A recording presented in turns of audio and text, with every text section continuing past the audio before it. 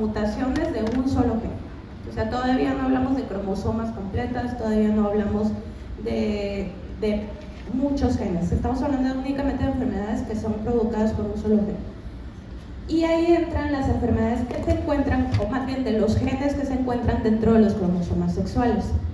En realidad, si manejamos el cuadro de Punnett, que ya vimos, que ya hemos estado viendo con enfermedades autosómicas, el principio es el mismo. Solamente que algunas personas no consideran que esto sea herencia mendeliana, porque Mendel no describió sexo en realidad, usó plantas hermafroditas, y porque el hecho de que sean varones y mujeres los que están implicados, pues sí nos cambiaría porcentajes, porque entonces estaríamos hablando de una fila de 50% y 50%, o sea, varones y mujeres. Sí, ven que en el cuadro de Punnett clásico teníamos 25% cada cuadrito, pero en el que está ligado a sexo, y por eso me preguntaban ayer, no sé si fue en este grupo o en el otro, si importaba dónde se pusiera al femenino y al masculino. Para fines de autosómicas no, pero en herencia ligada a sexo sí. Entonces vamos a tener una columna de mujeres y una de varones. Y entonces cada cuadrito va a ser el 50%, porque la mitad del cuadro va a ser de mujeres y la mitad del cuadro va a ser de varones. Ahorita lo vamos a desarrollar. Pero eso es básicamente lo que cambia. El cómo se hace el cuadro es exactamente lo mismo. Y a diferencia de alelos A, B o la letra que usted quiera poner en mayúscula y minúscula, aquí vamos a poner X y Y, que son los cromosomas sexuales y en dónde está el afectado. Ok. Diferencias entre cromosoma X y cromosoma Y. Tamaño. ¿Cuál es más grande? El X. Ok, ¿qué más?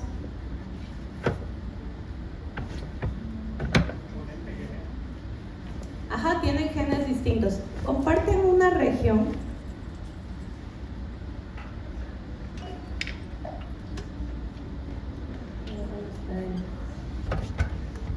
Estas cromosomas de una sola cromátide, el X de un lado y el Y del otro lado. Sí comparten una región que se llama región pseudoautosómica, en donde sí en profases se llegan a combinar para hacer más variabilidad genética. Pero si se dan cuenta es prácticamente una región hacia el telómero bien pequeñita. Todos los demás genes que contiene cada uno de los cromosomas X y Y son diferentes. El cromosoma X, que es más grande, sí contiene muchísimos más genes que tienen funciones en varias características, no solamente de origen sexual, sino en varias funciones básicas que tenemos. Por ejemplo, la vista, por ejemplo, la coagulación, por ejemplo, estatura, tiene que ver con cromosoma X. Y en el cromosoma Y apenas se conocen unas decenas de genes, y básicamente si el cromosoma Y fuera de la región de autosoma, la región pseudoautosómica, tiende a tener más características propias del sexo masculino. ¿Se acuerdan de embriología? ¿Cuál era el gen que si estaba presente iniciaba la diferenciación masculina? El SRY, cromosoma Y. ¿Ok? Y entonces un montón de genes que me van a dar características puramente masculinas. Pero resulta que todos tenemos cromosomas X, ¿cierto? Entonces tenemos a las mujeres con doble carga, aparentemente, de cromosoma X, mientras que el cromosoma Y solamente se encuentra en el sexo masculino. Entonces, los cromosomas X y Y, en esa región que les digo, sí comparten genes en común, sí, eso sí se pueden combinar durante la profase, pero la mayoría de los cromosomas que X contiene no tienen un igual en Y, sino son propios de la X. Entonces imagínense cómo le hacemos las mujeres para no tener material duplicado, porque sería básicamente tener un cromosoma de más, ¿no? El silenciamiento del gen. ¿Se acuerdan de la metilación? Que hacía silenciamiento. Bueno, pues en todas las células del cuerpo, en las mujeres, se lleva a cabo este silenciamiento al azar de uno de los cromosomas X. De tal manera que al final de cuentas, aunque tenemos dos cromosomas X, funcionales es uno de ellos. Entonces, Mary Lyon en 1960 formula esa hipótesis y por lo tanto este fenómeno de silenciar un X se llama lionización en español, ¿okay? Que viene de ella. Entonces, el cromosoma X que se inactiva se puede ver y entonces en la mayoría de las células tenemos un corpúsculo que creo que ya les enseñaron en histo o en pato, no sé, que es el corpúsculo de Barr. Entonces, en el núcleo de las células sobresale un pequeño cuerpo, ¿sí se alcanza a ver? Que es básicamente el que nos dice, ese es mi cromosoma X que ahorita no está funcional, ahorita lo tengo silenciado.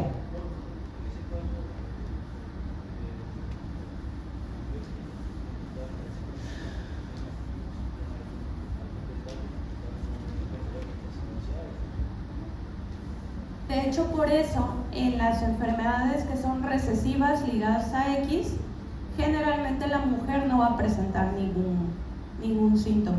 De cierta forma tiene compensación. El silenciamiento es al azar, o sea, somos como un mosaico de X, cualquiera de los dos. ¿Okay? Pero en cada célula se silencia uno.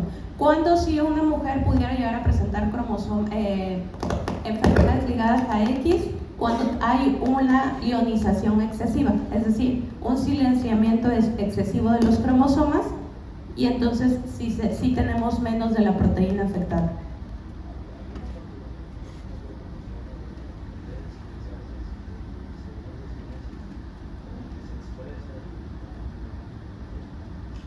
Sobre expresión del X podrías tenerlo en Klinefelter, pero es varones, siempre hay un Y presente, son X de más. Y en mujeres, no tanto el silenciamiento, sino sí la falta de cromosoma X, se da el síndrome de Turner. Pero ahí estaríamos hablando de enfermedades ya de cromosomas completos. Sí, entonces ahorita era lo que les decía, solo vamos a hablar de enfermedades que se causan por una partecita, uno de los tantos genes que están en los cromosomas X. Entonces, las mujeres somos todas mosaico. No, ya actualmente ya se comprobó que sí, ese cromosoma X efectivamente está metilado, está silenciado y por lo tanto al azar nosotros tenemos una combinación. En algunas células el cromosoma X de papá y en otras células funciona el cromosoma X de mamá. Pero al final de cuentas no tenemos doble información, o no expresamos más bien. Sí tenemos, pero no expresamos doble información. Entonces, la herencia ligada a cromosomas sexuales, la mayoría, como X es el más grande, pues la mayoría de la herencia ligada a sexo va a estar ligada a X, ¿ok? Porque el Y tiene bien poquito. Sí existen algunas enfermedades heredadas por el Y, pero a grandes rasgos son muy poquitos genes implicados, por lo tanto la mayoría de las enfermedades va a estar ligada a X. Y el ejemplo clásico es la hemofilia. ¿Se acuerdan? Les dije hace ratito, el cromosoma X tiene funciones normales del cuerpo, entre ellas la visión, el daltonismo también está ligado a X y la hemofilia está ligada a X. Entonces, ¿qué es lo que pasa? Como están ligados a X y de cierta forma las mujeres tenemos mosaico, la mayoría de las enfermedades ligadas a X no se expresan en la mujer. ¿Qué? Porque la mujer es un mosaico, puede tener algunos afectados, pero va a funcionar en cierta forma. Entonces, pero los varones, por eso se dice que las mujeres son portadoras en este caso de enfermedades, y los varones que solo heredan ese X que estaba mutado, pues ahí sí, ellos no son mosaicos, no tienen de otra y no van a tener el gen. Entonces, ellos sí están afectados. Sin embargo, sí va a haber ciertas, como todos les digo, no se cuadren porque siempre hay excepciones. Entonces, la excepción sería justamente mujeres con síndrome de Turner, que nada más tienen una X, no hay forma en que puedan no manifestar la enfermedad si justo el cromosoma X que ellas tienen está mutado. Las que sufren ionización extrema o inactivación justamente más hacia el cromosoma que estaba sano, y las que son homocigotas para el cromosoma X afectado. Y otra vez, cuando una mujer podría heredar dos cromosomas X afectados, ¿Se acuerdan del ejemplo cuando les puse el árbol genealógico, cómo lo hacíamos? Consanguinidad. ¿Ok? Si se acuerdan, era porque dos mujeres con hemofilia, que normalmente la hemofilia es de varones, habían ido a consultar y al momento de hacer árbol genealógico se habían casado entre primos. Entonces, ¿qué pasa? Se casa un varón con hemofilia con una portadora y entonces sus hijas ahí sí tienen la probabilidad de tener hemofilia. ¿Ok? Otra de las, hablando específicamente de hemofilia, no tanto para las demás, el paciente con hemofilia, como les decía yo, sí es como un poco limitada las actividades que puede hacer, porque son gente que pues no puede jugar un partido de fútbol de manera normal. Si se golpea se va a desangrar, no puede jugar deportes de contacto. Entonces, ¿qué pasa? En lugares en donde existe relativa frecuencia de la enfermedad, se les da un manejo tanto psicológico por estas cuestiones de viven un poquito aislados de lo que los demás pueden hacer, y también se trata de que ellos convivan con deportes de bajo riesgo que sí pueden hacer. Entonces, en estos centros, principalmente países nórdicos y primer mundo, ¿qué es lo que pasa? Se conocen entre ellos y ahí sí aumentan su riesgo de tener mujeres con hemofilia, ¿ok? Porque ahí se conocen las portadoras con los pacientes, o sea, las hermanas del que tenía hemofilia, y ahí sí corre el riesgo de pasar eso, y pasa más a menudo, ¿ok? ¿Saben quién es el de la foto? ¿Alexei qué? ¿Romanov? Ok. Si ustedes leen la historia de la familia Romanov, precisamente son una familia realeza europea, endogamia, y creo que por aquí tengo el árbol genealógico. Bueno, ahí está su árbol genealógico. Ok.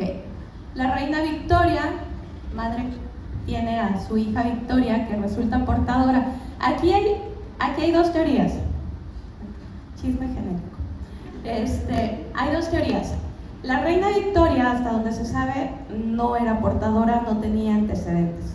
Se casa con el rey Edward, que era sano, y entonces tienen una hija que resulta ser portadora porque ella tiene 3 hijos que tienen, bueno, uno que tiene hemofilia y 2 mujeres portadoras que más adelante van a heredar hemofilia. ¿Cuáles podrían ser las causas de que 2 personas sanas? Claro.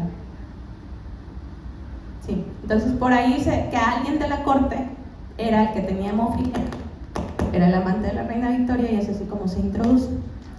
Pero desde el punto de vista genético pudiera no ser cierto. Y entonces podría ser también que una mutación de Novo. ¿Ok? Entonces no hay que echarle la culpa a la reina. Puede ser. Y entonces dentro de ellos viene precisamente la familia una de las familias más afectadas, que era la realeza rusa, que son los Romanov. Entonces Alexis Romanov es este niño que aparece en las fotos, era si se dan cuenta, el único varón de su familia, entonces el heredero a la corona, y la familia trata de alguna forma de ocultar su condición. Si ven, en todas las fotos sale normalmente nada más medio cuerpo, en todos los retratos que le hicieron, porque él tenía artropatía por hemofilia. ¿Qué es esto? Sangran, y entonces van perdiendo el rango de movimiento, la rodilla se les queda totalmente inflamada, y esto es una reacción inflamatoria que pasa cada vez que hay sangrado. Y entonces por ahí hay un médico muy famoso también, que es el que cura a Alexei, o por lo menos disminuye sus síntomas, dándole, bueno, entre otras cosas, lo que creemos que funcionó, es hielo.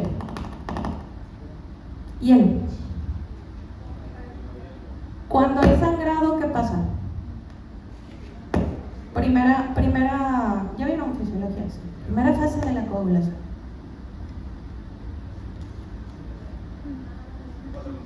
Vasoconstricción. ¿Qué harías con el hielo? Mayor vasoconstricción. Entonces, la vasoconstricción, ¿para qué es? Para que no siga sangrando. Entonces, entre otras muchas ahí artilugios y cosas, y entonces lo hacen muy famoso. Y este médico mago era, si alguien sabe, Rasputín. Él era.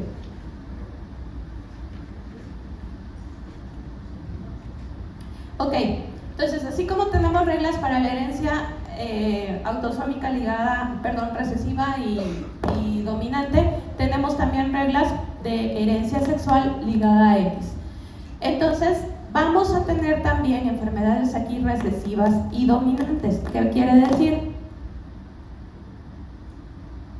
Recesivo es, ambos deberían de estar afectados para que se manifieste la enfermedad.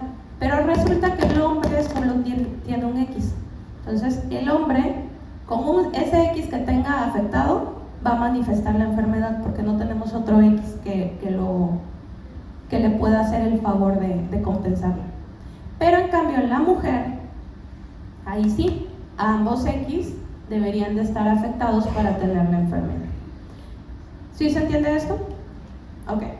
Porque en la dominante, ¿qué pasaría?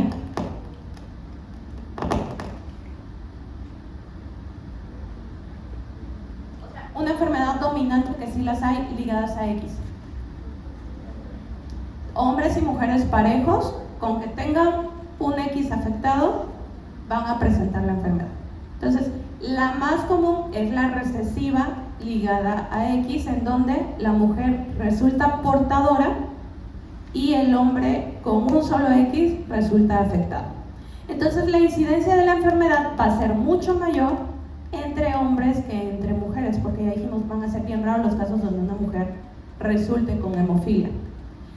El hombre va a transmitir el alelo mutante a todas sus hijas, porque el hombre determina el sexo, ¿no? Y hay de dos, o te da el X y eres mujer, o te da el Y y eres varón.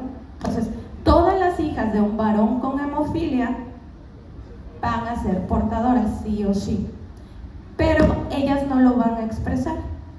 Y todos los hijos de un varón con hemofilia, si su pareja es sana, van a ser sanos, ¿no? Porque les va a dar el Y. ¿Sí? Sí. Entonces, si la pareja es sana, el problema van a ser las hijas que van a ser portadoras.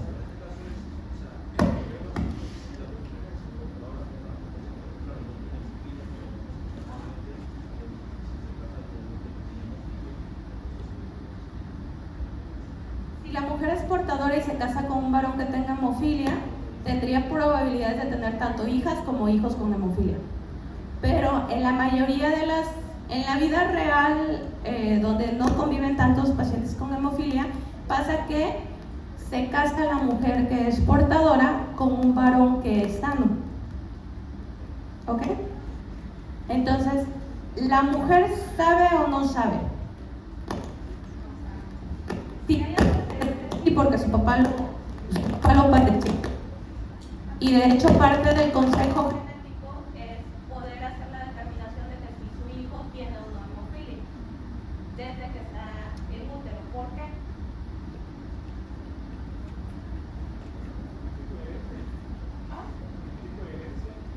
Aparte del tipo de herencia, puede ser calidad de vida, pero imagínense, la mujer portadora tiene un hijo con hemofilia, no lo detectamos y la mujer la dejamos que se vaya a parto. Entonces, ¿qué va a pasar? No coagula. Al pasar por canal de parto, puede desde ahí sufrir hemorragia cerebral y se tratará de una hemofilia cerebral. Entonces, sí necesitamos, o sea, si la mujer con hemofilia, con portadora de hemofilia, se debe de conocer para poder hacer los estudios correspondientes.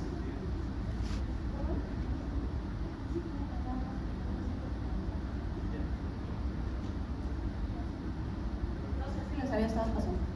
¿Sí? Bueno, para reportarlo con quien corresponde. Sí, entonces la mujer generalmente sabe si hay antecedente, porque también puede ser mutación de nuevo. pero si hay antecedente, la mujer generalmente sabe. El varón generalmente o no sabe o no dimensiona porque su esposa está sana. Entonces, la mayoría de los pacientes, o sea, ya del enfermo con hemofilia, viene de una familia disfuncional. Porque ¿cuál es lo que en la mayoría de los casos, por lo menos en nuestro país, pasa? Casi siempre terminan padres divorciados por esto. Y mamá sobreprotegiendo a su hijo porque si te caes te vas a desangrar, entonces no hagas esto, no hagas el otro, no hagas el otro, ¿sí? Y entonces cuando llegan a la edad adulta o cuando pueden en la adolescencia, ¿qué van a hacer? Todo lo que les dijeron que no hicieran. Entonces, tatuajes, que voy a hacer pesas, que voy a jugar básquetbol, todo este tipo de cosas lo hacen. Y terminan o accidentados o muriendo de formas bien bizarras, por lo mismo. Sí, pero y por eso necesitan acompañamiento psicológico. Porque ahí en la que sabía era la mamá, pero el papá no estaba enterado o no estaba dimensionando el cargo que iba a ser la enfermedad para sus hijos. Entonces, el hombre va a transmitir la enfermedad a sus hijas, pero de cierta forma las hijas de alguien que padece hemofilia, como van a ser portadoras, no van a tener problemas. Los hijos de alguien, de un hombre con hemofilia, no van a tener problemas. Entonces, el del problema va a ser él, pero sus hijos no. ¿Quién va a tener problemas? Sus nietos, los hijos de su hija. Entonces, una portadora que va a ser heterocigota, un X mutado, un X sano, va a transmitir el alelo a la mitad de sus hijos, porque hay dos posibilidades: le doy el sano, le doy el enfermo, que lo expresan, y a la mitad de sus hijas que no resultan afectadas. O sea, una mujer va a tener portadora 50% de hijos enfermos, 50% de hijas portadoras. El alelo mutante nunca se va a transmitir de un padre a un hijo, no hay forma, porque el alelo está en X, y si es hijo, le puso un Y. ¿Sí?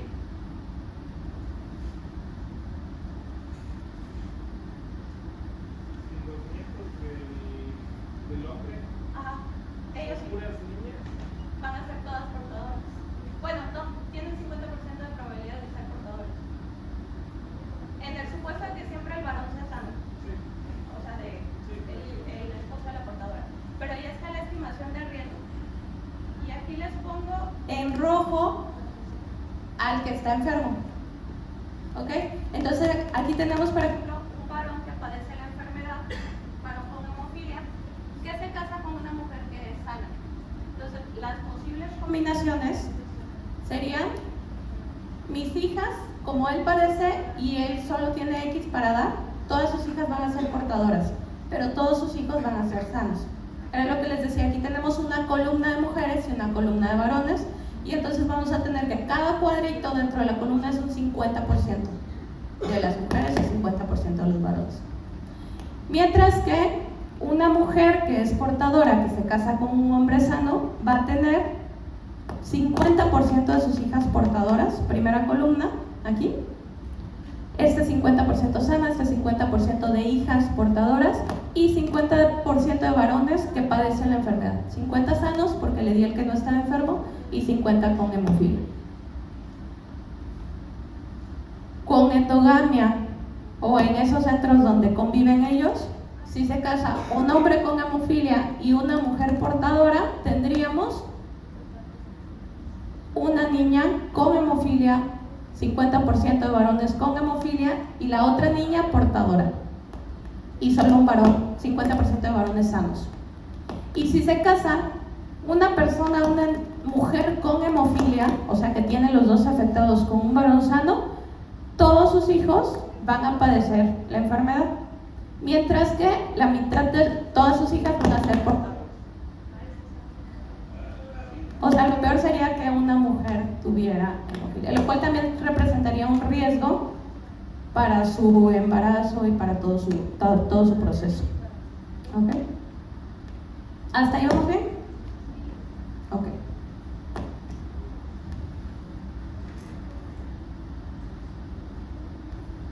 También existen las enfermedades dominantes ligadas a X. Dijimos, las ligadas a X van a ser en general la mayoría. Entonces va a haber recesivas como la hemofilia, en donde habría que tener los dos X afectados, una mujer y un hombre podría tenerlos, pero también existen las dominantes ligadas a X. Y aquí, como con un X basta, tanto mujeres como varones van a poder padecer y expresar la enfermedad. Pero aquí, como las mujeres tenemos 2X, salimos perdiendo, y aquí la enfermedad va a ser el doble de frecuente en mujeres que en varones. Un hombre afectado va a transmitir la enfermedad a todas sus hijas, igual que la otra, pero no puede transmitir un hombre a sus hijos la enfermedad si la enfermedad es ligada a X. Mientras que una mujer afectada transmite la enfermedad a la mitad de sus hijos e hijas si fuera heterocigota, pero si fuera homocigota, pues no hay de otra. Todos sus X estarían sanos. Entonces, las mujeres suelen presentar una forma de enfermedad, a pesar de que sí presentan la enfermedad, suelen presentar una forma de enfermedad más leve que los varones. ¿Por qué? Porque tienen 2X. Porque tienen 2X. Esto en el supuesto más probable, que es que fuera heterocigota, porque el otro X, que es un mosaico, o sea, en algunos se va a manifestar el sano, en otros se va a manifestar el enfermo, me va a hacer la forma de expresión de la enfermedad más leve.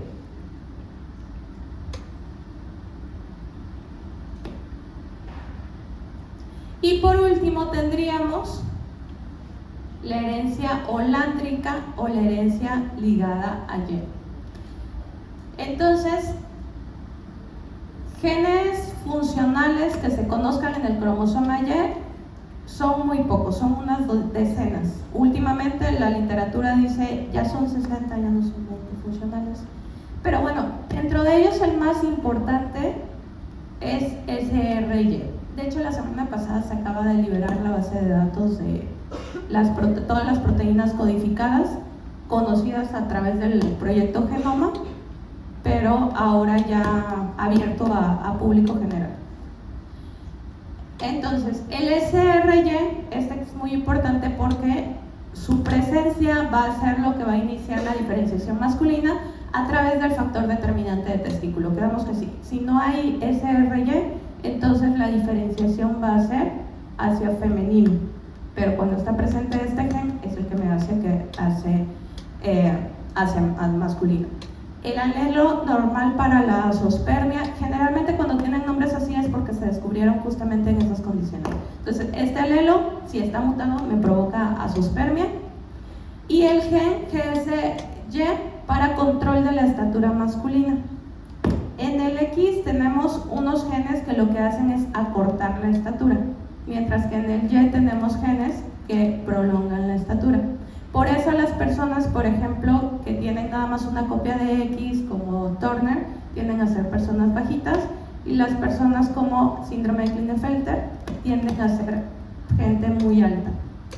Entonces, aquí en esta herencia, ahí sí las mujeres no tenemos nada que ver, y solamente los varones van a expresar y transmitir los genes mutados, y solamente se los van a transmitir a varones, porque está en el Y, las mujeres no tenemos. Entonces van a ser herencia sexual, pero únicamente de varón a varón, o sea, el varón afectado a sus hijos. Y aquí no podría haber dominante o recesivo, porque solo tenemos un Y. ¿Sí? Ya los veo con cara de no sé qué está pasando. Muy bien. El examen, aclaración sobre el examen. El examen es hasta herencia mendeliana. Entonces, esto ya entra en el otro parcial. ¿Ok? Muy bien. Acumulativo es desde primer parcial, o sea, unidades 1, 2 y 3, básicamente. Nos las pusieron muy temprano, si nos hubieran dado una semana más, entra también la 4, pero no. Entonces, nos vemos el lunes, procesenlo y estudien.